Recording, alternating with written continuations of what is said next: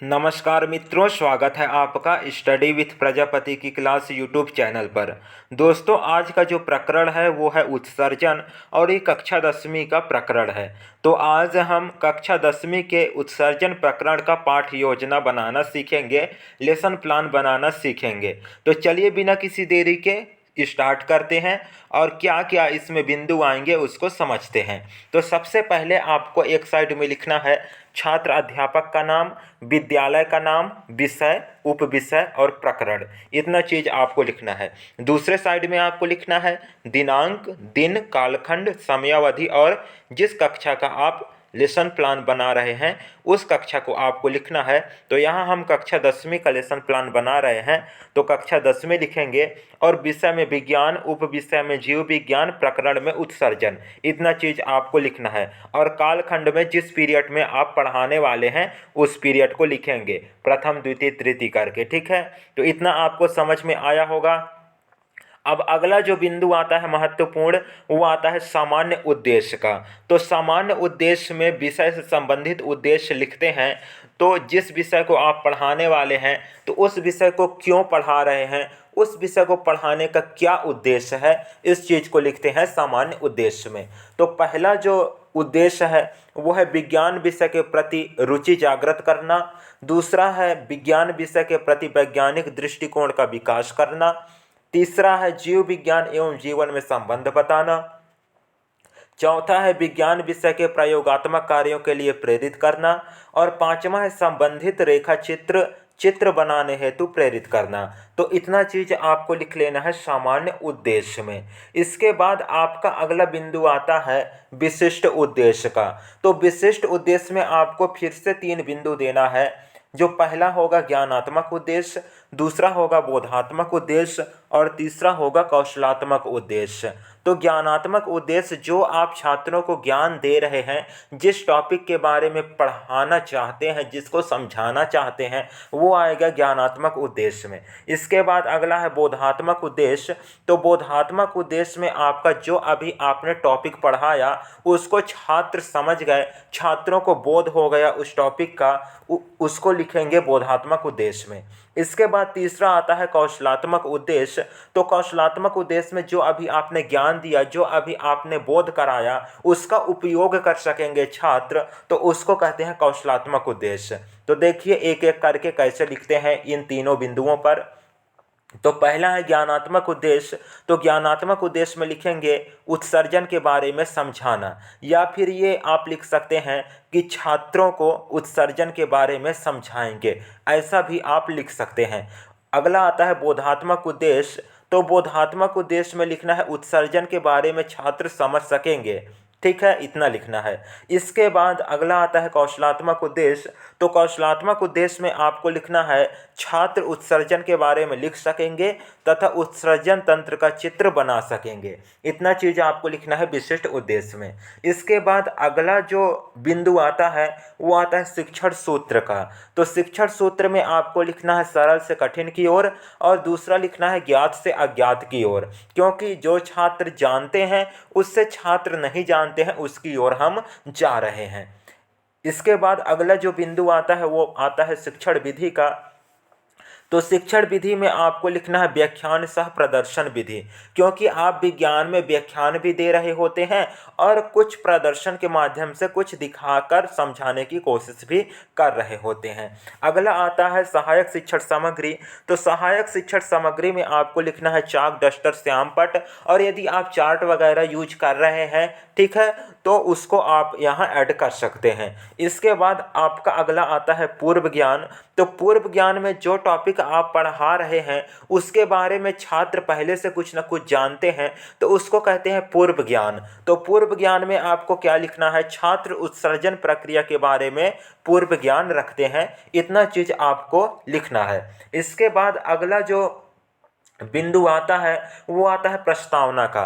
तो प्रस्तावना प्रश्न ही बहुत महत्वपूर्ण होता है इस लेसन प्लान का, क्योंकि जो लेसन प्लान है, ठीक है, उसमें बच्चों से क्या निकलवाना है, टॉपिक निकलवाना है। तो टॉपिक निकलवाना है तो हम प्रस्तावना प्रश्न के माध्यम से टॉपिक निकलवाते हैं छात्रों के मुंह से। ठीक है, तो आज का जो प्रकरण है, हमारा जो टॉपिक है वो है उत्सर्जन। तो हम उत्सर्जन को छात्रों के मुंह से कैसे निकलवाएंगे, वो कहलाता है प्रस्तावना प्रश्न। तो प्रस्तावना प्रश्न में आपको एक सारणी बना लेना है और सारणी में आपको 3 कॉलम देना है।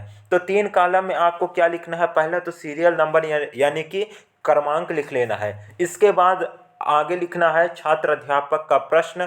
ठीक है, छात्र अध्यापक प्रश्न, और इसके बाद लिखना है छात्र उत्तर। तो इतना चीज आपको सारणी में लिखना है। इसके बाद जो जो जो क्रमांक है, तो उसमें आप 1 2 3 4 करके क्रमांक दे देंगे।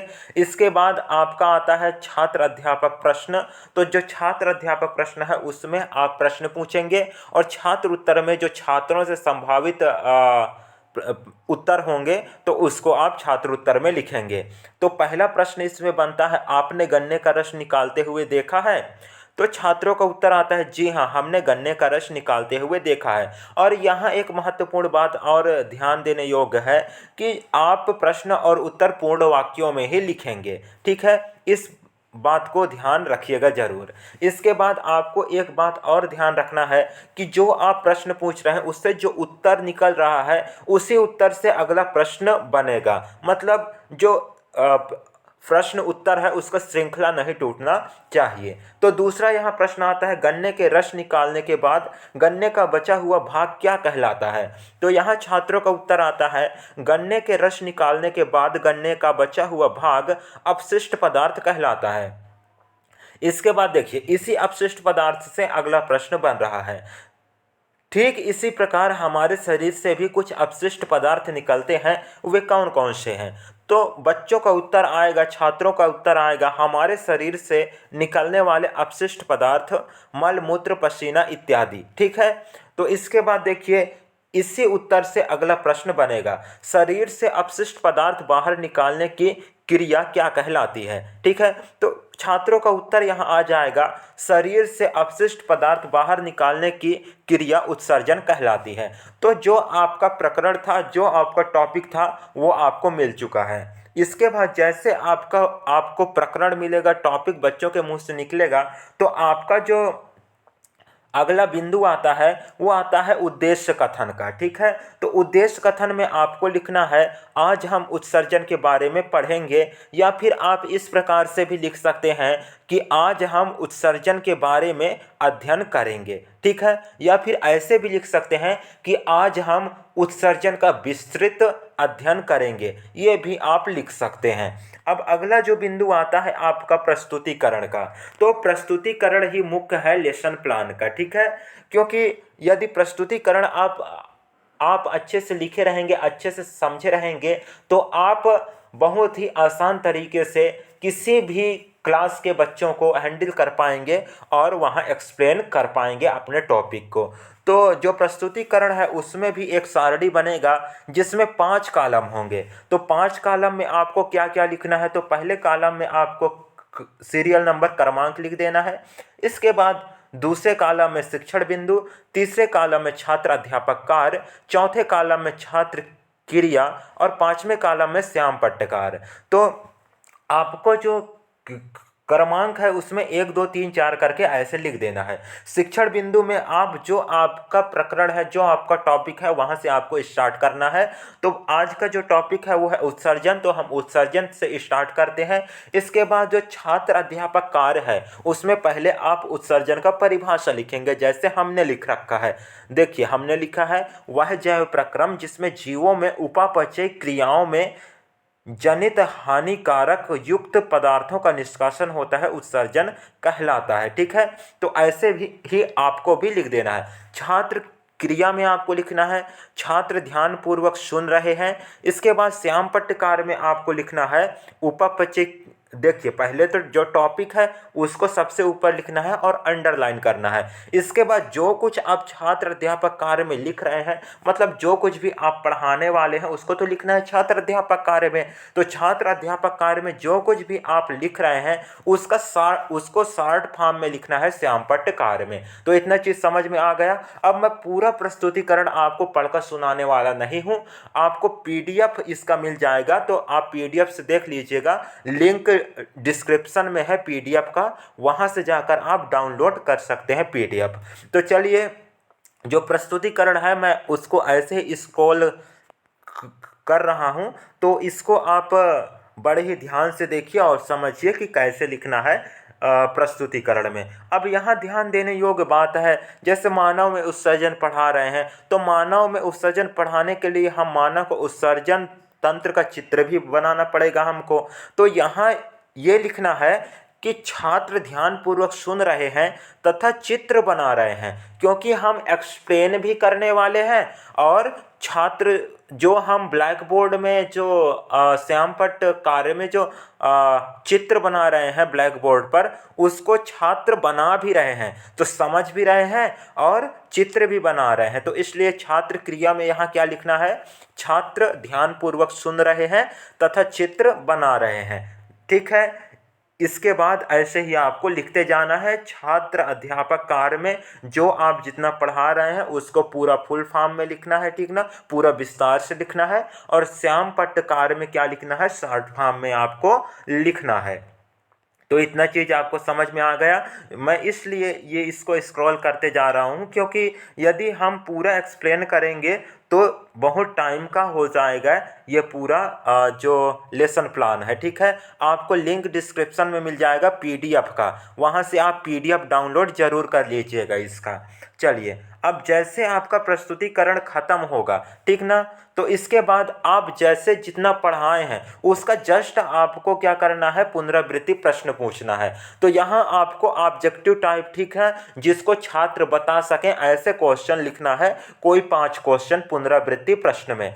तो पहला क्वेश्चन हमने लिखा है उत्सर्जन किसे कहते हैं, दूसरा क्वेश्चन है उत्सर्जी पदार्थ कौन कौन से हैं, तीसरा क्वेश्चन है मूत्राशय में क्या होता है, चौथा है मूत्र मार्ग से क्या होता है, और जो पांचवा है वो है वृक्क का क्या कार्य है। तो इसी प्रकार से आपको भी जिस टॉपिक का आप लेसन प्लान बनाए हैं उस टॉपिक का प्रश्न लिख लेना है।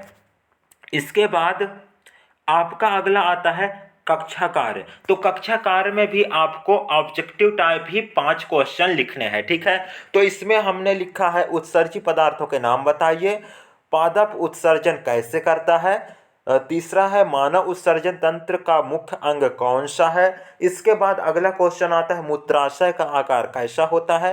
पांचवा प्रश्न जो है वृक्क का आकार कितना होता है, ठीक ना, कितना बड़ा होता है। इस प्रकार से आप लिख सकते हैं। यदि आप साइज बताए हैं, वृक्क का किडनी का साइज बताए हैं, तो उसको आप लिख सकते हैं। इसके बाद आपका अगला बिंदु आता है, वो आता है होमवर्क का, यानी कि गृह कार्य का। तो गृह कार्य में आपको एक दीर्घ उत्तरी प्रश्न और एक लघु उत्तरी प्रश्न लिखना है। इस बात को आप ध्यान में रखिएगा। तो इसमें पहला हमने क्वेश्चन लिखा है मानव उत्सर्जन तंत्र का नामांकित चित्र बनाइए, और दूसरा है उत्सर्जन किसे कहते हैं, उत्सर्जन की क्रिया विधि समझाइए। तो इस प्रकार से आपको भी प्रश्न लिख लेने हैं। इसके बाद सबसे नीचे आपको लिखना है पर्यवेक्षक हस्ताक्षर, विषय शिक्षक हस्ताक्षर और छात्र अध्यापक हस्ताक्षर। आई होप कि आपको ये उत्सर्जन का लेसन प्लान समझ में आया होगा, पाठ योजना समझ में आ गया होगा। यदि आपको इस वीडियो से कुछ सीखने को मिला है, कुछ अच्छा जानकारी मिला है, तो हमारे YouTube चैनल को सब्सक्राइब जरूर कीजिएगा, ठीक है, और अपने मित्रों के साथ शेयर जरूर कीजिएगा। फिर मिलते हैं नेक्स्ट वीडियो में, तब तक के लिए धन्यवाद।